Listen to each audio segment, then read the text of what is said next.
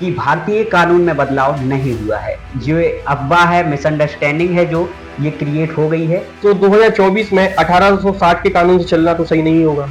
बिल्कुल, वक्त के साथ बदलना भी जरूरी होता है। अपराध भी बढ़े हैं। अब पहले मर्डर जो था वो 302 में पीनल प्रोविजन था उसका, हाँ। पर अब वो मर्डर 302 में आओगे वो 100 में, धारा 100 में आ गया है। धारा 100 100 में आ गया है। जैसे रेप का जो प्रोविजन था वो 376 में होता था, तो अब धारा 64 में आ गया है। इसलिए छेड़छाड़ है या बिल्कुल। दुष्कर्म सिद्ध होने के पहले भी व्यक्ति सजा काट लेता है और फिर वो निर्दोष साबित हो जाता है। अब इनने जो एक नई तरीके की पनिशमेंट इसमें जोड़ी है वो बहुत ज्यादा इंपॉर्टेंट है, बहुत महत्वपूर्ण है।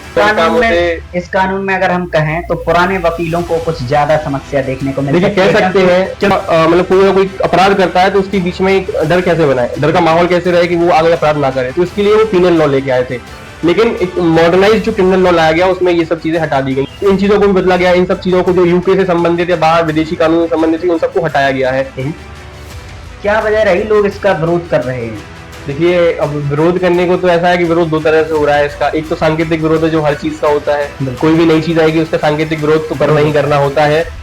अच्छा, वो अपोजिट देखिए 1860 में जब बना था तब हम इंडिपेंडेंट नहीं थे, इंडिया इंडिपेंडेंट नहीं था। प्रॉपर्टी डीलिंग में भी प्रॉपर्टी डीलिंग में काले पैसे को वाइट करता है। हम हड़ताल पे बैठ जाएंगे, हम भूख हड़ताल पे बैठेंगे, मर जाएंगे अगर तुमने हमारी काम नहीं किया, या पुलिस पे प्रभाव डाल रहे हैं, वो भी प्रोविजन है कि हाँ वो गलत है।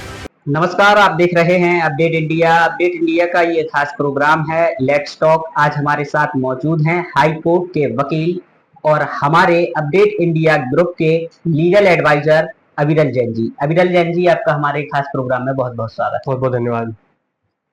हम सबसे पहले अपने दर्शकों को ये बता दें कि भारतीय कानून में बदलाव नहीं हुआ है। जो अफवाह है, मिसअंडरस्टैंडिंग है जो ये क्रिएट हो गई है, ये हम आपको बता दें कि भारतीय कानून के एक हिस्से यानी कि एक पार्ट क्रिमिनल कोड में बदलाव देखने को सामने आया है। उसी को लेकर हम चर्चा करेंगे। चर्चा में हम भारतीय न्याय संहिता के पार्ट पर नजर डालेंगे और उसी से रिलेटेड चर्चा करेंगे।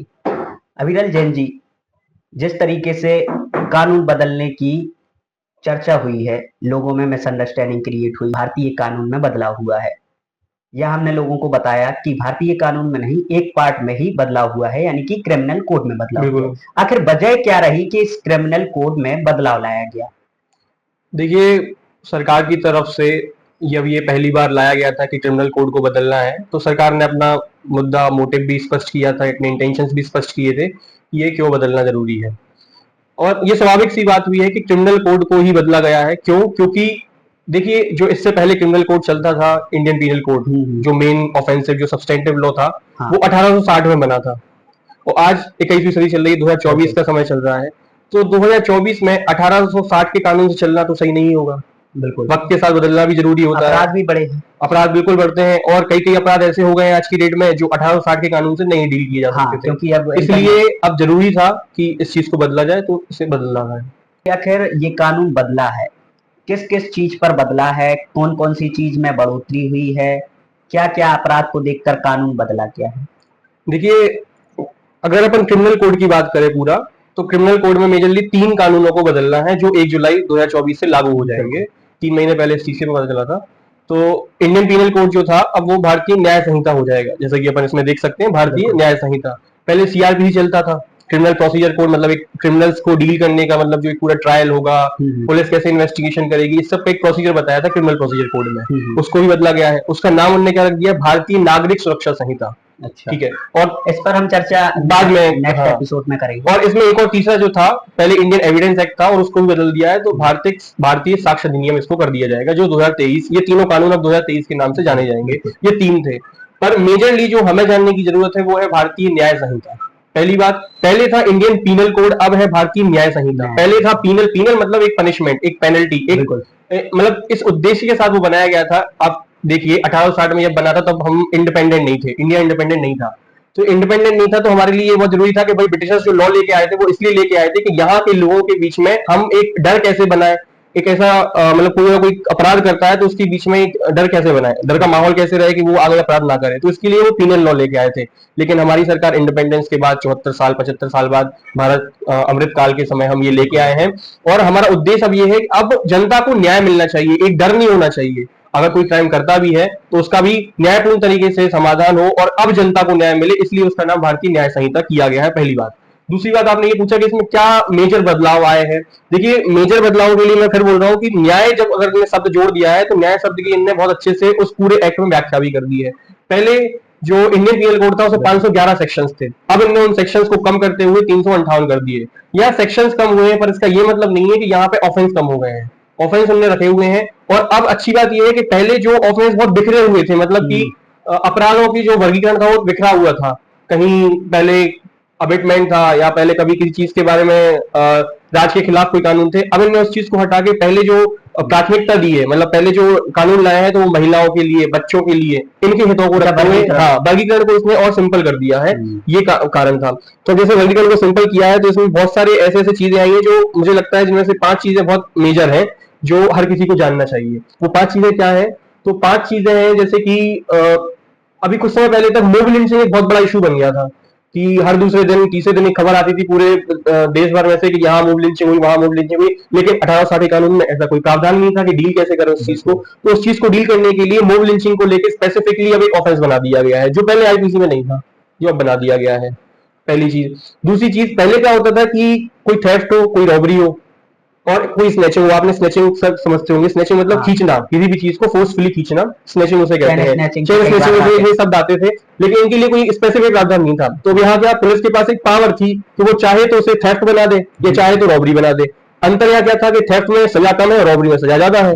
तो ये पुलिस का पूरा डिस्क्रिप्शन हो गया था कि भाई थेफ्ट मानना है कि रॉबरी मानना है। लेकिन अब क्या है कि ये एक स्पेसिफिक ऑफेंस बना दिया कि स्नैचिंग अपने आप में एक ऑफेंस हो गया। तो अब पुलिस के पास कोई डिस्क्रिप्शन नहीं है, स्नैचिंग हुई है मतलब स्नैचिंग का निर्धारित कानून हो गया है। ये हुई है। अच्छा, इसमें एक चीज और है कि पहले ऑर्गेनाइज क्राइम होते थे हमारे यहाँ देश में। क्या है कि जब 1860 में ये चीज थी, जब लॉ ऑफेंस बनाया गया था इंडियन पीनल कोड, तो ऑर्गेनाइज क्राइम जैसा कोई क्राइम नहीं माना जाता था। क्यों? क्योंकि क्रिमिनोलॉजी भी हमारी इतनी डेवलप नहीं हुई थी। पर अब क्या है कि क्रिमिनोलॉजी डेवलप हो चुकी है, क्रिमिनोलॉजी डेवलप हुई है, तो लोगों को समझ में आएगा कि ऑर्गेनाइज क्राइम हो रहे हैं, व्हाइट कॉलर क्राइम होने लगे हैं। व्हाइट कॉलर क्राइम मतलब ऐसे क्राइम जो एक तरह से मनी लॉन्ड्रिंग जैसे क्राइम, प्रॉपर्टी डीलिंग में भी, बिल्कुल प्रॉपर्टी डीलिंग में मनी लॉन्ड्रिंग, काले पैसे को व्हाइट कर सकते हैं। हाँ बिल्कुल। इन सारे क्राइम्स को एक ऑर्गेनाइज क्राइम ऐसे कहते हैं कि जिनकी पूरी प्लानिंग के संग वो क्राइम किया जाए, मतलब कि उन्होंने प्रिपरेशन भी उन्होंने की है, उन्होंने उसका ट्राई मारने की भी कोशिश की, सारी को एक ऑर्गेनाइज किया उनने और फिर वो क्राइम करने के लिए आए हैं। तो इसके लिए भी स्पेसिफिकली अब डील करने वाला है जो नया भारतीय न्याय संहिता है। ये बहुत मतलब देखे जाए तो देखने में बहुत छोटी चीजें हैं, पर जब इनका मतलब लागू होंगे प्रावधान, जब जमीन मतलब जमीनी स्तर पर देखने में मिलेंगे तो बहुत ज्यादा बड़ा प्रभाव देखने में, बेनिफिट बहुत मिलने वाले हैं। इस सब में मुझे जो सबसे अच्छी चीज लगी है कि जो पीनल प्रोविजन मतलब इंडियन पीनल कोड था तो उसमें 5 तरह की पनिशमेंट तो थी। अब इनने जो एक नई तरीके की पनिशमेंट इसमें जोड़ी है वो बहुत ज्यादा इंपॉर्टेंट है, बहुत महत्वपूर्ण है। इनने इसमें एक पनिशमेंट जोड़ी है जिसे कहते हैं कम्युनिटी सर्विस। कम्युनिटी सर्विस में मतलब ऐसा है कि अब अगर आपने कोई ऑफेंस किया है तो उसमें death penalty, life imprisonment, rigorous imprisonment, ये तो है ही, फाइन है ही, ये तो है। पर इसके साथ साथ जो बहुत छोटे छोटे ऑफेंसेस होते हैं ना, तो उन ऑफेंसेस के लिए क्या है कि अगर आपको अब कम्युनिटी मतलब समाज के बीच में जाके उनकी सेवा करनी पड़ेगी, और ऑब्वियसली वो कोई एक निरीक्षण में होगा, किसी पुलिस वालों के निरीक्षण में या किसी एनजीओ के निरीक्षण वो करवाया जाएगा। वो कैसे होगा वो आगे देखने में मिलेगा। पर अब कम्युनिटी सर्विस एक पनिशमेंट के तौर पे भी लोगों के लिए, इंटरव्यूज के लिए एक रिफॉर्मेटिव सोच है, मतलब कैसे हम सोसाइटी में रिफॉर्म्स ला सकते हैं, ये उस सोच के संग लाया गया है।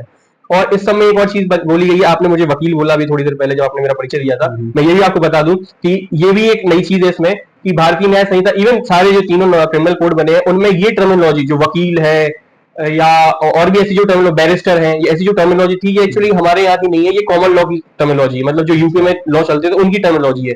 तो इन सबको बदल दिया गया है। अब कोई वकील नहीं बनेगा, अब वो एडवोकेट ही होगा, जो एडवोकेट स्पेसिफिक टर्म है तो एडवोकेट ही बोलेंगे, उसे वकील नहीं बोलेंगे। ये आम बोलचाल की भाषा है, वो बोल सकते हैं, मना नहीं।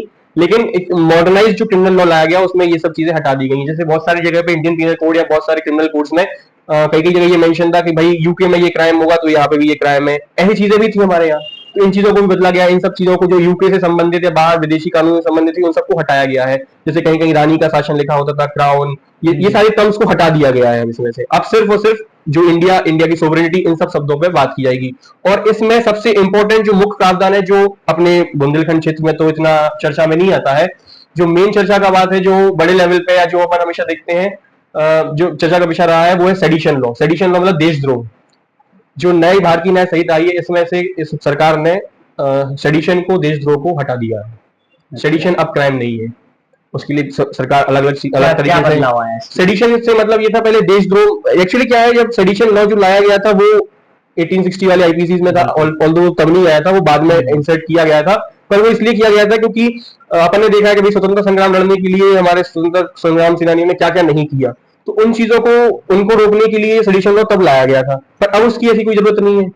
बिल्कुल। तो देशद्रोह के लिए वो वहां से हटा दिया गया, उसके जो अंदर की एजेंशियल थे, मतलब सेडिशन लॉ किसी पर अगर लगता था तो उसके जो एजेंशियल थे वो उन्हें दूसरी तरह यूएपीए आपने सुना होगा, इन सब के माध्यम से अब वो लाया जाएगा, ना कि सेडिशन में डायरेक्ट स्पेसिफिक ऑफेंस। तो ये सारे जो है ये मेन बदलाव। हाँ, इसमें एक और सबसे मेन बदलाव आया है, जैसे कि सुसाइड, अटेम्प्ट टू सुसाइड होता था, मतलब कोई सुसाइड करने, आत्महत्या करने की कोशिश करता था तो उसको भी टाइम था, मतलब मान लो वो मर गया तो ठीक है, कोई वो गलत है ही, लेकिन अगर वो नहीं मरा, अटेम्प्ट हो गया उससे, मतलब वो कोशिश तो कर रहा था मरने की लेकिन मर नहीं पाया वो, तो उसके बाद क्या होता था कि पुलिस चाहे तो उसके ऊपर केस कर सकती थी।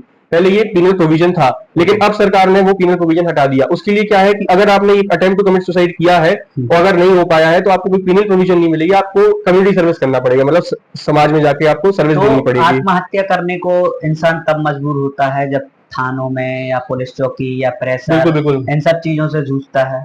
देखिए, आत्महत्या करने की तो कई वजह हो सकती है, उसको किसी एक चीज में तो नहीं बोल सकते हैं, पर हाँ ये बात सही है कि डिप्रेशन में बेसिकली आदमी आत्महत्या के लिए जाता है। इसमें एक चीज आपने अच्छी याद दिलाई मुझे, इसमें सबसे बड़ी चीज ये है कि अगर कोई अटेम्प्ट टू सुसाइड डिप्रेशन या इन किसी वजह से करता है, जैसे मान लीजिए एग्जाम में फेल हुआ है किसी और कारण से करता है, तो उसमें कम्युनिटी सर्विस का एक प्रोविजन डाल दिया गया है। लेकिन अगर मान लीजिए वही चीज कोई एक प्रेशर बनाने की तौर पर, मतलब ऐसा होता है ना कि हम हड़ताल पे बैठ जाएंगे, हम भूख हड़ताल पे बैठेंगे, हम मर जाएंगे अगर तुमने हमारी काम नहीं किया, या पुलिस पे प्रभाव डाल रहे हैं, अगर ये चीज करता है कोई व्यक्ति मतलब इस माध्यम से, तो वो भी प्रोविजन है कि हाँ वो गलत है, उसके लिए पीनल प्रोविजन है।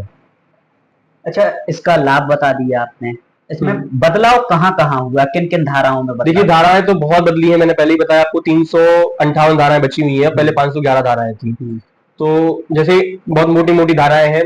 अब पहले मर्डर जो था वो 302 में पीनल प्रोविजन था उसका, पर अब वो मर्डर 302 में आओगे वो 100 में, धारा 100 में आ गया है, धारा 100 में आ गया है। जैसे रेप का जो प्रोविजन था वो 376 में होता था, तो अब धारा 64 में आ गया है।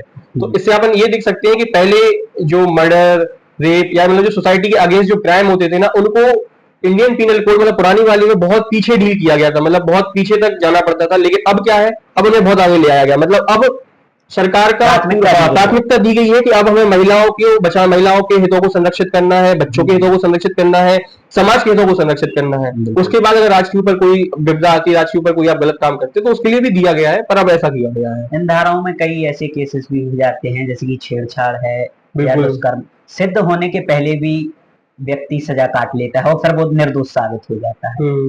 तो ये कहाँ तक? देखिए, ये तो बात सही है कि सिद्ध होने के पहले, लेकिन अब ये हमारी कोर्ट्स जो है वो देख रही हैं काफी हद तक, अब देखती हैं, और जिसमें बेल के प्रावधान बहुत आमतौर पर मिल जाते हैं।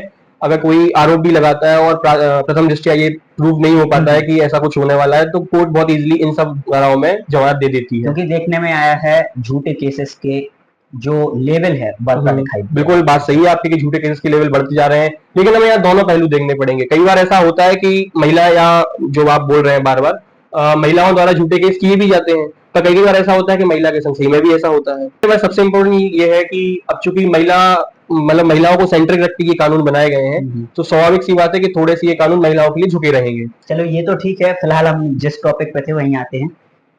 क्या वजह रही लोग इसका विरोध कर रहे हैं? देखिए, अब विरोध करने को तो ऐसा है कि विरोध दो तरह से हो रहा है इसका। एक तो सांकेतिक विरोध है जो हर चीज का होता है, कोई भी नई चीज आएगी उसका सांकेतिक विरोध तो करना ही करना होता है। अच्छा, वो अपोजिशन का भी काम होता है, वो सबका काम होता है। और दूसरा विरोध जो है वो कई बार देखने में भी मिल रहा है, न्यूज में सुनने में आ रहा है कि बार काउंसिल्स हैं, जो अलग अलग स्टेट्स की बार काउंसिल्स हैं, वो भी विरोध कर रही है नए कानूनों को लेकर। उनकी अपनी चिंताएं हैं, हम लॉयर्स की भी अपनी चिंताएं हैं थोड़ी सी कि क्या करें कैसे करें। अब भाई पूरा प्रोविजन सब बदलने वाला है क्रिमिनल को। जो क्रिमिनल लॉयर्स हैं उनके लिए मेन दिक्कत आ गई है थोड़ी सी, क्योंकि पूरा आईपीसी, सीआरपीसी और एविडेंस पूरा जो पड़ा हुआ था उसमें अब सेक्शन बदल दिए जाएंगे। अब सेक्शन बदल दिए जाएंगे तो जो मुंशी के काम होते थे, जो बाबू के काम होते, इस कानून में अगर हम कहें तो पुराने वकीलों को कुछ ज्यादा समस्या देखने को मिलती है, कह सकते हैं, क्योंकि नए जो वकील हैं उन्हें तो ए से ही पढ़ना है, लेकिन वो तो ए से जेड तक पढ़ ही चुके हैं। देखिए, आपका कहना बिल्कुल सही है, पर मैं ये नए वकीलों के लिए भी कहूंगा कि ऐसा नहीं है, क्योंकि देखिए जो नई आईपीसी है वो 1 जुलाई से लागू होने वाली है। तो अब जो 1 जुलाई के बाद जो भी अपराध होंगे उन पर ये चीज लागू होगी, है ना। उसके पहले जो अपराध हो चुके हैं उन पे तो वो उसी तरीके से पुराने। तो अब नए वकील अगर चाहें कि पुराने केस में उन्हें पैरवी करनी है तो उन्हें पुरानी धारा भी पढ़नी ही पड़ेगी। तो वो भी अगर ये सोच रहे हैं कि नहीं ऐसा नहीं है कि उन्हें सिर्फ नया से सब कुछ मिल जाएगा, तो नहीं। लेकिन हाँ ये है कि वो जो भी अब नया पढ़ेंगे तो वो उनके लिए फ्रेश मेमोरी के साथ पढ़ेंगे, तो वो उनके लिए बेनिफिट तो है थोड़ा सा। और पुराने वकीलों के लिए भी ऐसी कोई दिक्कत की बात नहीं है, क्योंकि सिर्फ सेक्शन में बदला हुआ है, मतलब सेक्शंस के नंबर्स में बदला हुआ है और थोड़े से इनिशियल से बदला हुआ है। अगर कोई अच्छे से पढ़ता है तो उसके लिए कोई बहुत बड़ी चीज नहीं है। विशेष क्या है इसमें? और देखिए, मेरे हिसाब से मैंने सारी विशेष बातें तो इसमें बता ही दी है। हाँ, इसमें एक और वो जो विशेष बात मेरे हिसाब से बताना रह गई थी, वो ये थी कि पहले जो इंडियन पीनल कोड था उसमें मैक्स मतलब बहुत सारी जगहों पे ऐसा था कि जो फाइन होते थे, मतलब अगर पेनल्टी किसी को भरनी होती थी तो कई कई जगह 10-10 रुपए की पेनल्टी भी थी, 500 रुपए में, या 1000, 2000, 3000, 10,000 मैक्सिमम, ऐसी पेनल्टीज भी थी। पर आप देखिए ना, आज की 2024 के समय में ये पेनल्टीज क्या कोई मायने रखती हैं? नहीं रखती है पेनल्टीज मायने, इसलिए इन पेनल्टीज को बढ़ा दिया गया है। अब छोटी सी, अमूमन छोटी पेनल्टी में भी 5,000, 10,000 तक की पेनल्टी है और 1 लाख, 2 लाख तक की भी पेनल्टी लगाई गई है। तो ये एक बहुत बड़ा और बदलाव आया है। बाकी बदलाव मैंने आपको ऑलरेडी बता ही दिए हैं। तो हमने अभी चर्चा की है भारतीय न्याय संहिता को लेकर। तो आज के लिए इतना ही। अगले हफ्ते हम फिर हाजिर होंगे किसी नई शख्सियत के साथ।